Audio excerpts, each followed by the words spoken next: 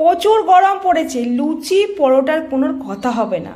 গতকাল রাতে অনেকটা ভাত রান্না করেছিলাম, জল দিয়ে ভিজিয়ে রেখেছি, খাবো এখন পান্তা ভাত। আরে বাঙালি বলে কথা, গরমের সময় যদি পান্তা ভাত না খাই চলে? তবে শুধু শুধু পান্তা ভাত খাচ্ছি না, এর সাথে অনেক কিছু আছে।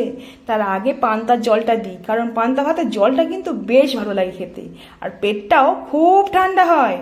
তো এখানে নিয়েছি বেশ অনেকটা পরিমাণে পনির ভেজে।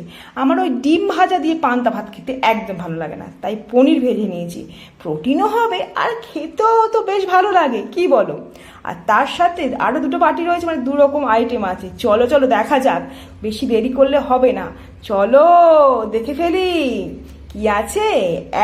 এক বাটি আলু ভাজা, মোটা মোটা করে আলু ভেজেছি শুকনো লঙ্কা দিয়ে। এই মোটা মোটা আলু ভাজা খেতে যা লাগে না কি বলবো। আমার ঠাকুমা তো বলতো পান্তার সঙ্গে আলু ভাজা না হলে চলে।